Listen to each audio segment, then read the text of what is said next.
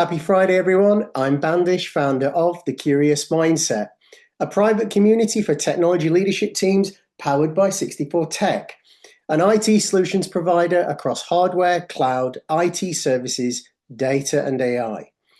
Now, while 64 Tech powers us, the strength of this community is its people.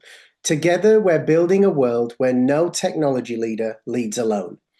We exist here to help technology leaders become the best versions of themselves, because the most challenging part of leadership isn't the technology, it's the people. As you know, in a fast moving world, most technology leaders are stuck in reactive mode, firefighting issues, buried in strategy decks, and chasing delivery, until that space to grow quietly disappears.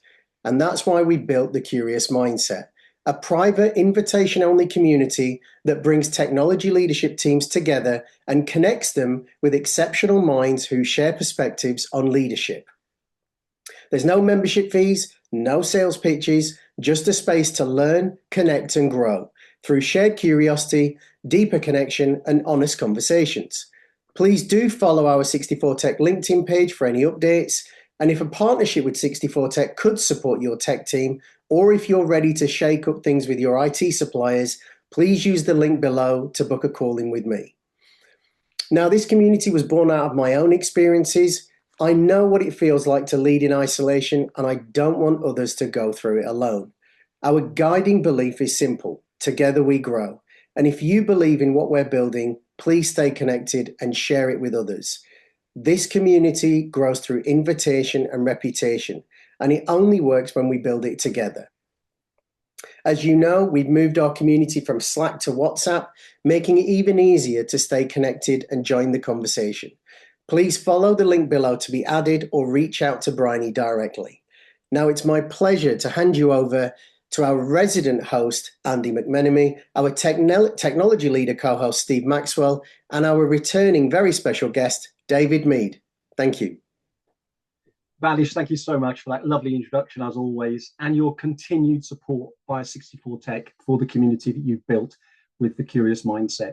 It's a privilege to be the host and to have such great guests as we have with returning guest today, David Mead. David is the author of Lead with Uncommon Sense, and everyone's going to be receiving a copy of David's book.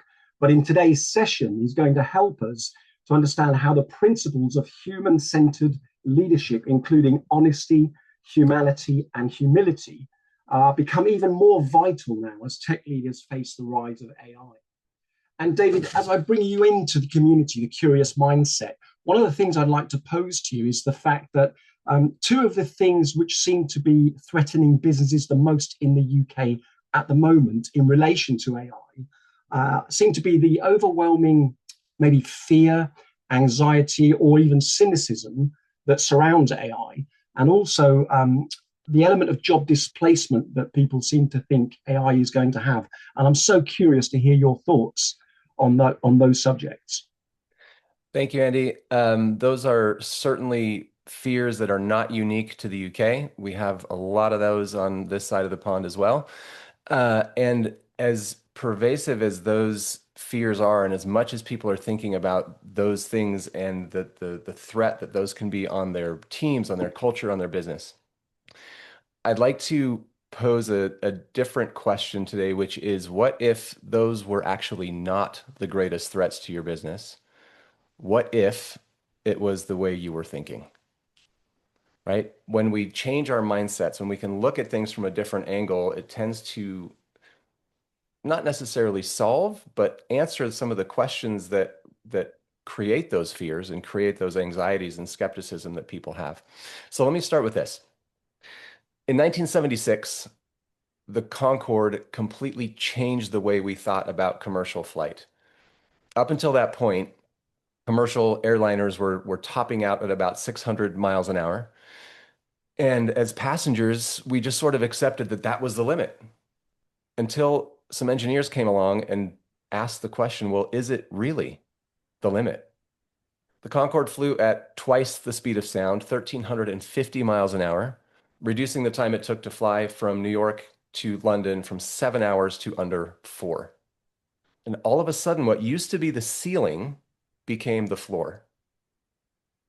Now, I know a lot of you are thinking, well, yeah, but the Concorde was grounded. It's not around anymore. And you're right. But it's not because we couldn't do it. They proved it was possible, but it was exclusive, it was expensive, it was noisy, it was ahead of its time.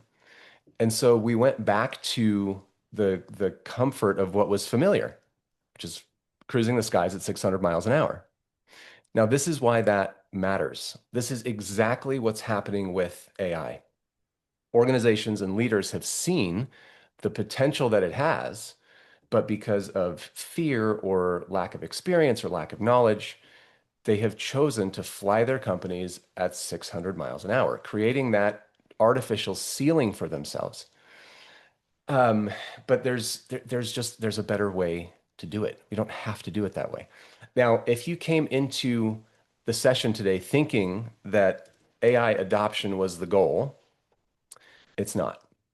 I love AI. I'm sure as tech leaders, you use it a lot. You find all kinds of value in it, and I love it too. I use it every day, but I actually don't really care about AI.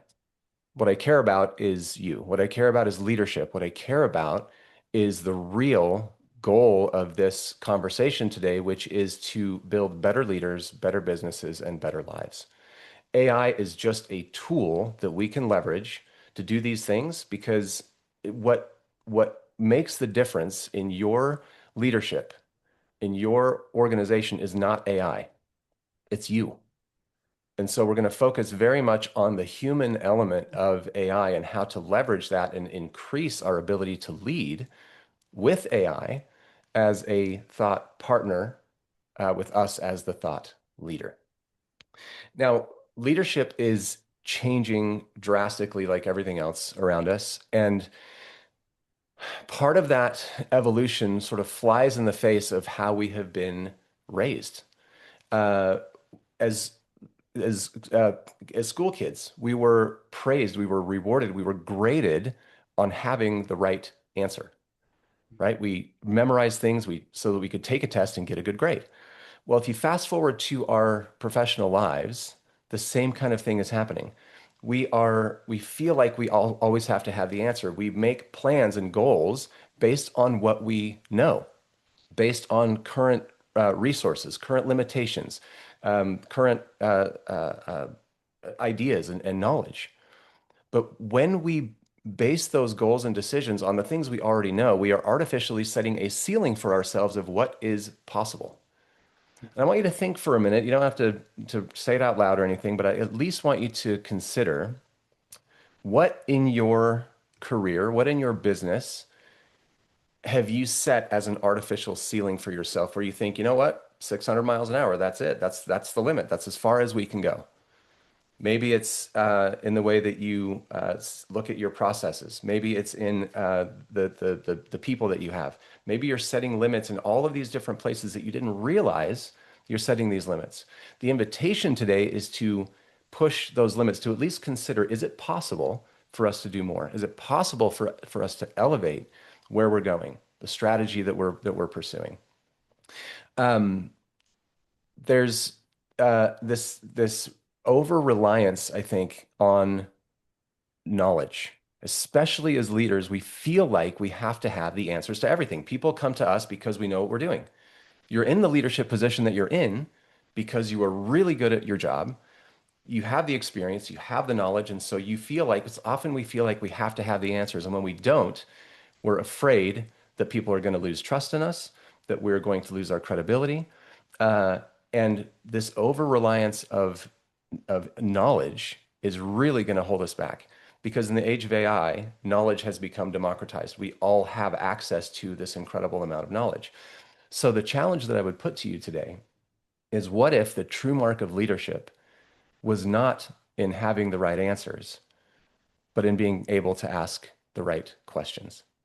This is the new skill set that we have to get better at. How do we take the challenges, the problems, the things that are standing in our way, and rather than just seeing them as problems, how do we transform those into bigger questions that AI can help us to make progress toward or to solve, right?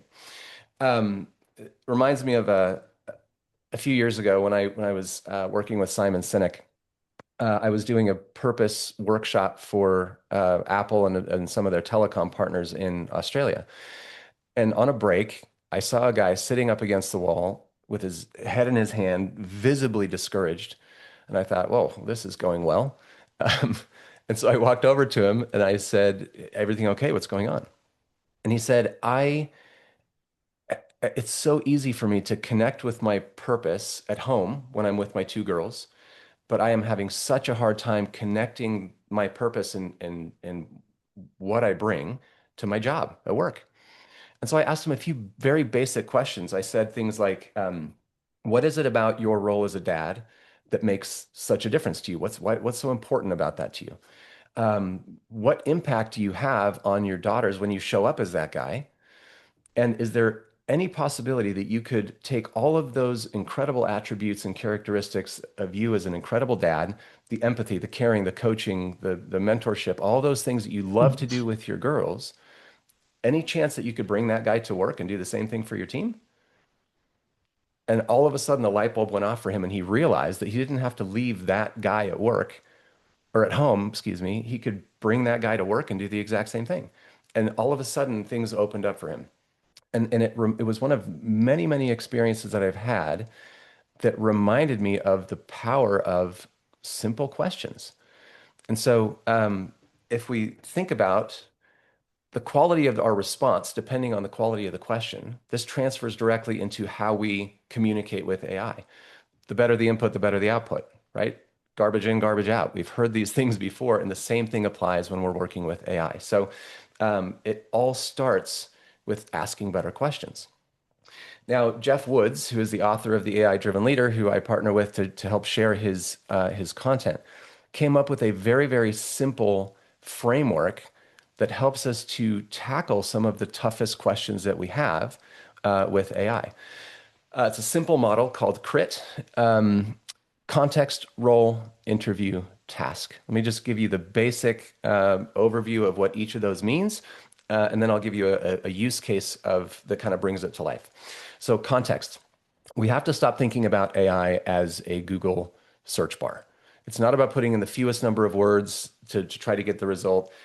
AI loves context. These are large language models. That means large language, lots of words, right? So put in as many words as you can. Talk about the details of the situation that you're working with or the challenge that you're trying to work through. What have you tried? What has worked? What hasn't worked? What's at stake if this doesn't get figured out? What does success look like on the other side? As much context as you can give. Assume that AI knows a lot of things, but it doesn't know you specifically. It doesn't know the specific context of what you're working on. So give it as much information as you can. Role, you can have AI act as whoever you want it to act like. So if there's a particular role or title or experience set or level of education that you want to harness to have you to help you work through whatever it is that you're working through, assign it that role. This interview part is what really flips the tables and what people are not used to using AI for. We are used to asking AI questions. The interview portion is where AI asks us questions. So have it ask you for more detail so that it can better understand what you need. Then the task obviously is what's the output? What do you want it to do? Is it a 30-day roadmap for something that you want to get done? Is it 5 non-obvious solutions to a challenge or a problem that you're dealing with? Ask it for what you want. The important thing is that we tell everybody is whatever that initial output is, that is the beginning of the conversation, not the end. Do not copy and paste whatever it gives you and use it. That is what we call AI slop, right? Use your mind. You are not abdicating your decision making or your intuition or your experience or knowledge. Use that initial output to refine. What do I like? What don't I like? What would I change? And have it continue to work through it until you get to something that is genuinely valuable. Okay. So let me give you a little example of how this worked in real life. I'm going to give you the context of this situation because on the next slide, it's going to be very small and I don't want you to have to read it. So we had a CEO call us up. He said, I'm the CEO of a manufacturing company in the US. I leased all of this capital equipment from a company in Japan. Things in the marketplace have shifted. The debt structure is killing us, and I need to restructure this debt or we're going to go out of business. The problem is, this is a publicly traded Japanese company.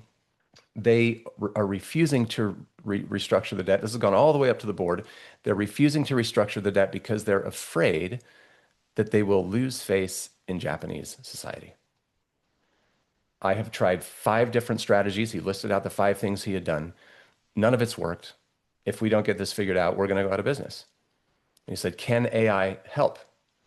And we said, that's the right question, right? So we ran crit, and this is what we did. Okay, so I just gave you the context. We don't have to read that. Role, I know this is small. I'll read it for you. Your role is to act as an investment banker with deep expertise in restructuring debt. Interview. Interview me, ask me 1 question at a time, up to 5 questions to gain deeper context. Let me pause here for just a second. On the interview, a couple of important things you want to remember. One is have AI ask you questions 1 at a time. Otherwise, it'll give you a list of 20 questions and then it's clunky to answer, right? So 1 at a time is a great strategy.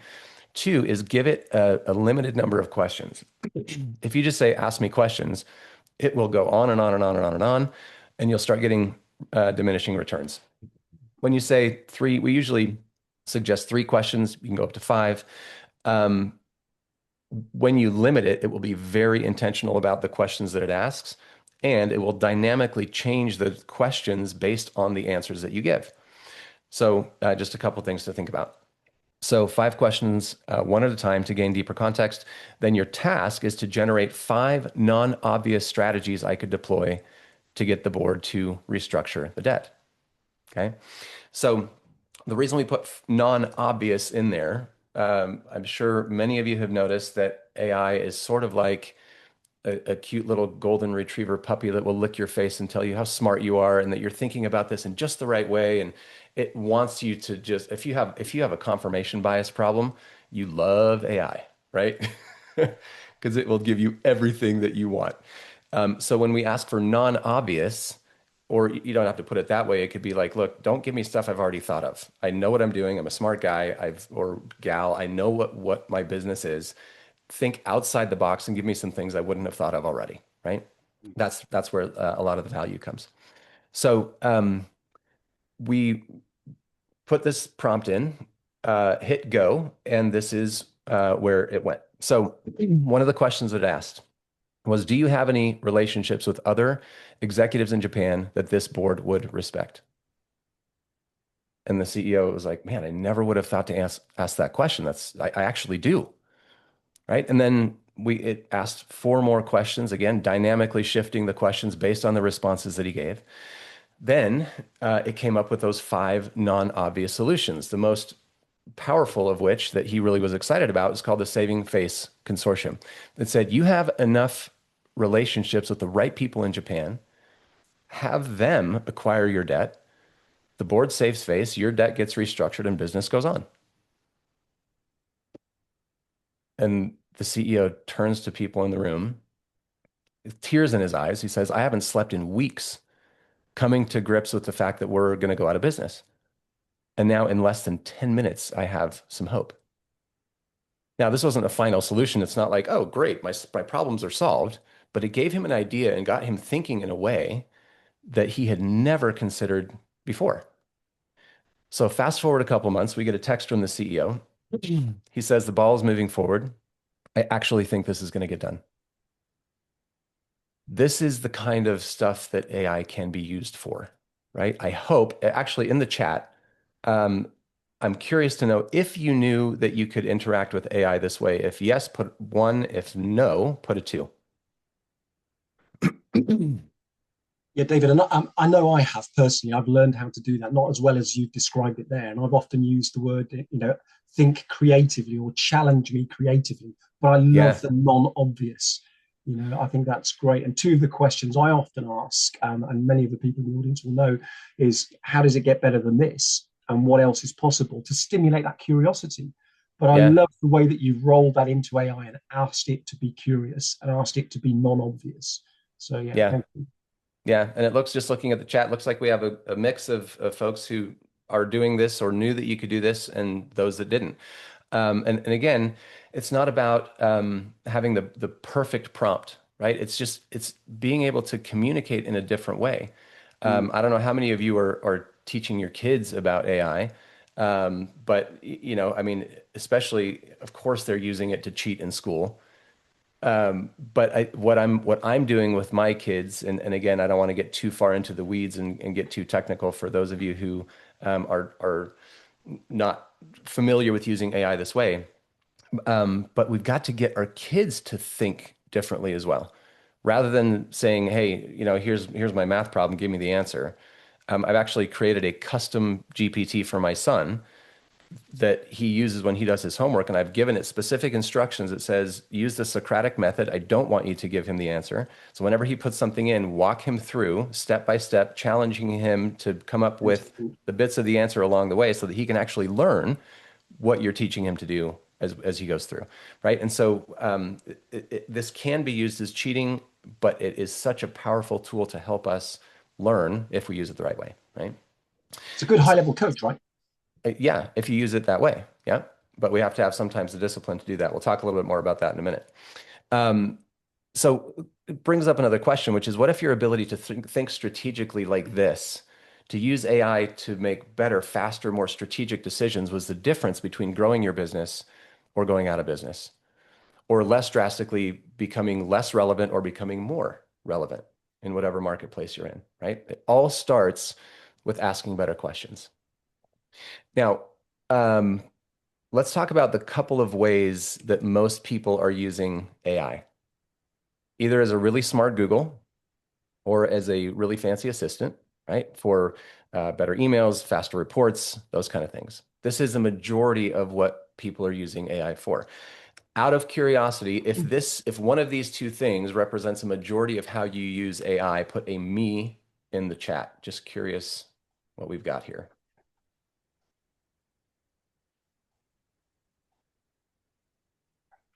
Wow, really? Nobody? I'm highly impressed. Or either that or my Zoom is frozen up. Nobody's using AI this way. Fantastic. Okay, great. Well, I guess thank you very much, everybody. Um, this is good because you are a very small minority. Most people are just like they don't really know how to use it. Um,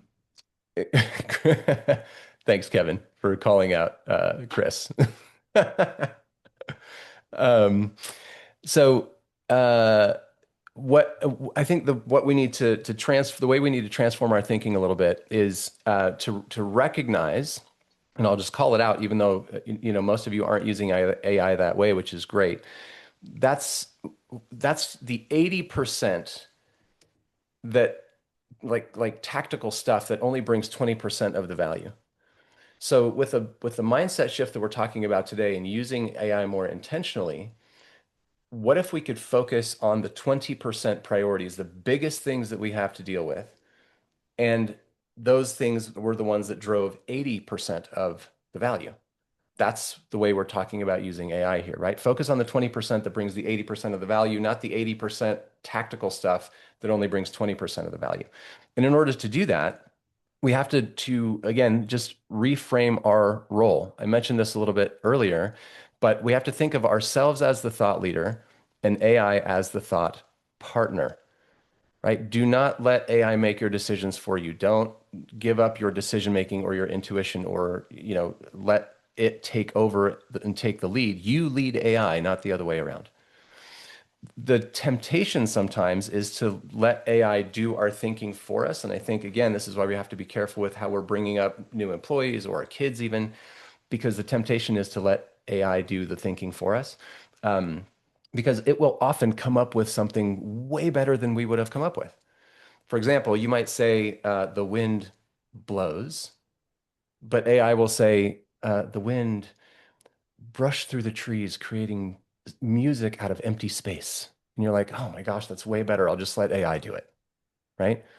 But that's sort of like hiring a personal trainer to work out for you while you sit on the bench and drink a smoothie, right? It doesn't work that way. use AI the way it's meant to be used. Keep your position as the thought leader. Do what you do best, lead, and use AI as your thought partner to make faster, smarter, more strategic decisions, right? Now, this brings up an interesting question, which is why are we tempted sometimes to outsource our thinking? Let's go back in time for a minute. It's 1900.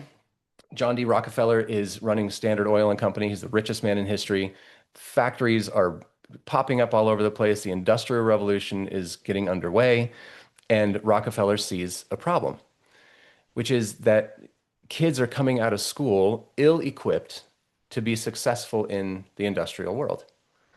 You may have heard a quote that goes something like this: we don't need a nation of thinkers, we need a nation of workers. And although Rockefeller didn't actually say this, it perfectly represents his mindset. He founded in the early 1900s the General Education Board here in the US, and its mission was to restructure the public education system so that the kids coming out of school would have the skills that they need to succeed in the industrial world. What were those skills? Show up to school on time, follow a teacher's directions and rules, memorize something so you could do it with minimal error and maximum efficiency, so you could get a good grade and one day get a good job. So you can show up to work on time, take direction from a boss, do something with minimal error and maximum efficiency so that you can get a raise, get a promotion, buy a nicer house, get a better car, and one day live a good life, right? The General Education Board was a powerful influence in reshaping the US education system. And of course, that spread to other parts of the world as well. And it really crippled the way that we think. It essentially had us acting more like machines than like human beings. Rather than harnessing the strengths that human beings naturally have, we started harnessing the power of machines, right? If you think about it, when you think about a person who is working 50, 60 hours a week, what do we call them often? A machine, right? See if this sounds familiar to any of you. You get up in the morning and you check your Teams or your Slack messages, your emails, and then you go to your first meeting, right? And that meeting runs a little long. And then when you get out of that meeting, somebody stops you and says, hey, do you have a minute? And because you want to feel accessible, you say yes. And it doesn't take a minute, it takes 20 minutes. And then you're late for your next meeting. And then you put out fires all afternoon, you skip lunch, you get to the end of the day and you think, oh my gosh, I was so busy, but what did I actually get done? Is this representative of any of you? If this sounds familiar, put a 1 in the chat. Yeah, this is normal. This is us acting like machines. This is not the way it was meant to be, right? And for 100 years, we built systems that rewarded efficiency over imagination, that rewarded process over people and culture. And the interesting thing is that AI is actually giving us an opportunity to undo that a little bit, to take back control of our own thinking. It allows us to think bigger, more strategically, to focus on that 20% that drives 80% of the result, so that with that efficiency, we can not do more work and stay more busy, but do the things that only you as a human leader can do. Build a better team. Create a culture, an environment where people show up to work because they want to, not because they have to communicate with your team more, to spend more time with them, get to know who they are, practice your honesty, humility, humanity, as I talk about in my own book, right? How ironic that a machine might actually help us become more human if we harness it and use it the right way, right?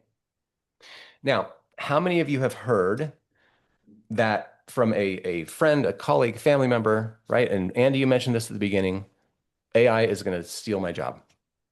Put a me in the chat if that has crossed your ears over the last couple of years. Yep. Absolutely. We've all heard it, right? There are two lenses through which we can view AI. There are people who are fascinated and energized by it. There are people who are fearful and skeptical of it. right? And it's less about a fear or a lack of trust in AI. I actually read a really interesting article a few weeks ago in Harvard Business Review that talked about the importance of trust, not in AI, but in trust in the leader who is deploying or rolling out the AI, right? Think about it in a different context. When I get on an airplane, I don't trust the airplane. Yes, it has incredible technical ability, has incredible technology on board. But if there was a moron in the cockpit that just hits the autopilot button and we're not doing it, I mean, he's not doing anything. He or she isn't doing anything from point A to point B. I do not trust the plane. I have to trust the pilot. I have to trust that I know if something goes wrong, they know how to use that equipment to get me there safely. The same thing goes with AI. We have to build trust in our people. That is where your humanity comes in. You have to build that trust with your people, and they have to be able to trust you as the leader in order for them to trust anything that you try to roll out, right? So that's that fear, that skepticism is less about the technology and more about how is my leader going to treat me, right? And so we have to kind of keep that mindset, especially for those who are in that place of skepticism or fear. This this way of thinking about our jobs has really helped me, which is that our jobs are simply skills applied and processes followed. That's it. They're skills applied and processes followed.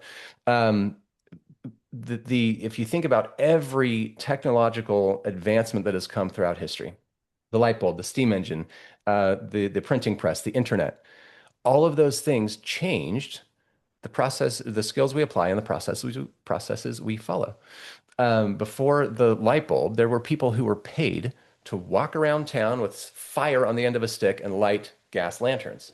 Before the printing press, there were people who were paid to sit down with parchment and quill and write down what people said. Now, when these technological advancements came along, these people did not cease to exist. They just had to learn new skills and new processes. None of you popped out of the womb knowing how to do the job you do now.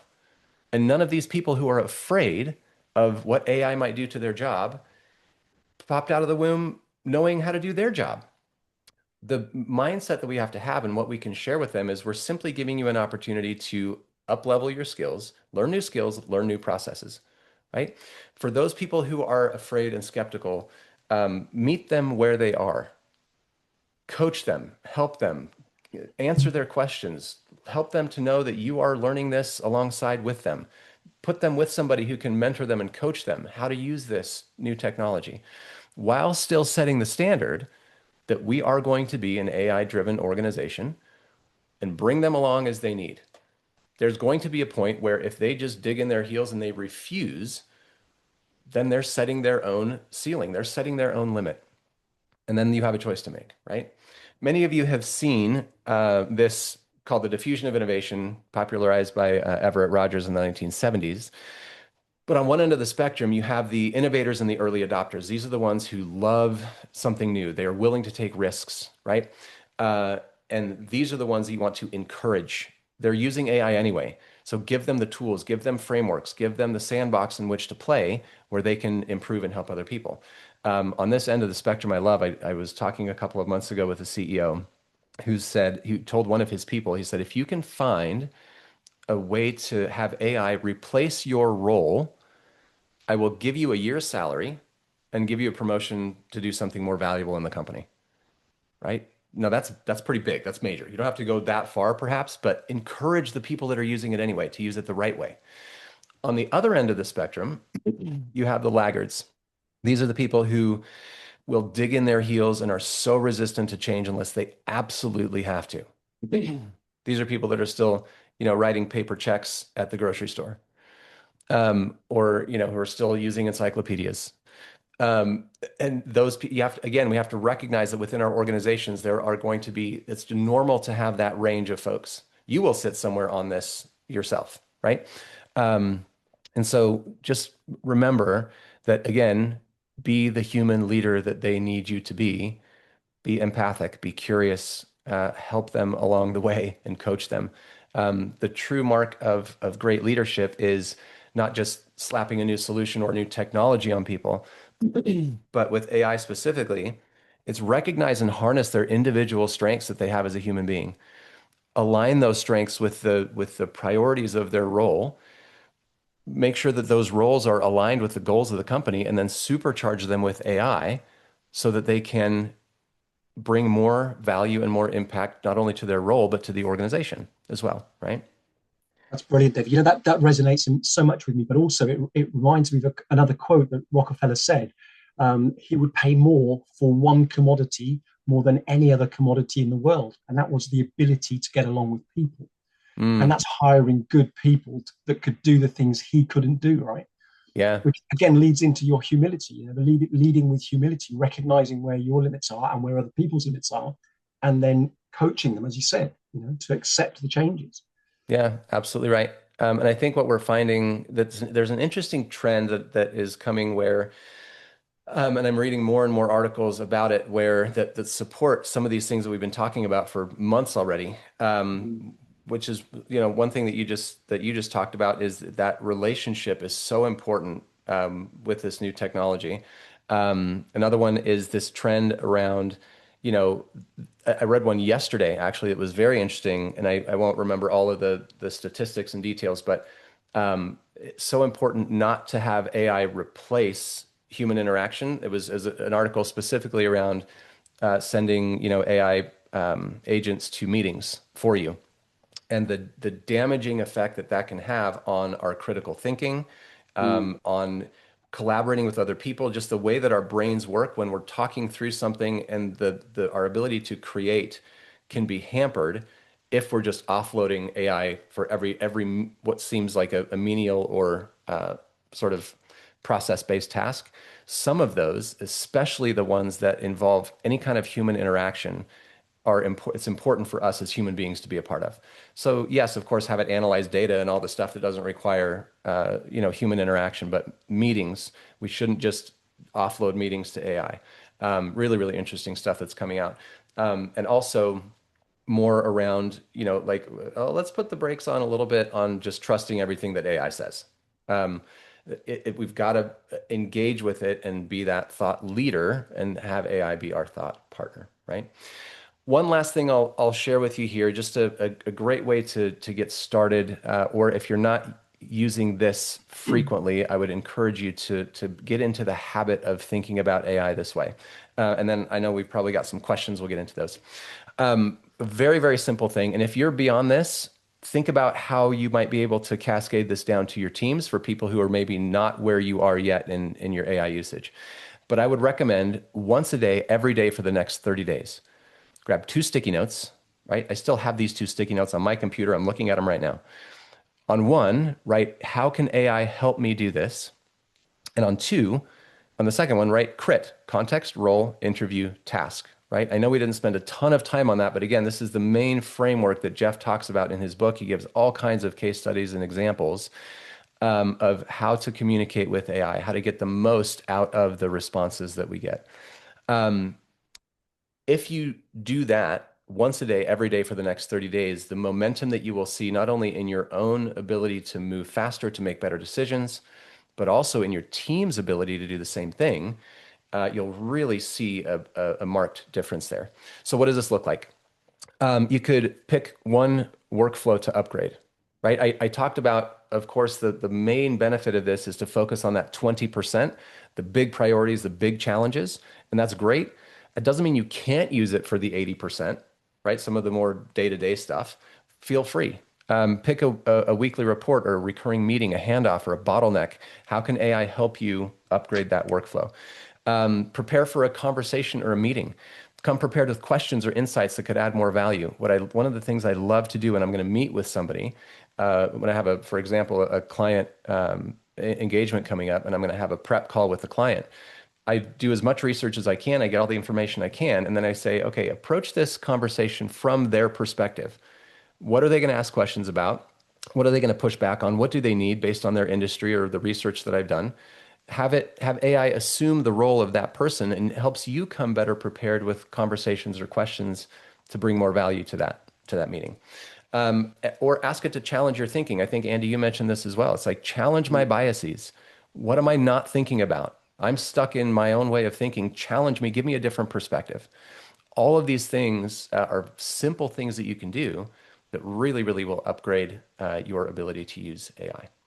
So I'll pause there. I know we've probably got some questions coming in. I'd love to field those, and then I'll wrap up when we're done. David, thank you so much. You've just reminded me of another famous quote from one of your American colleagues back in the day, Dr. Wayne Dyer, who said, "When you change the way you look at things, the things you look at change."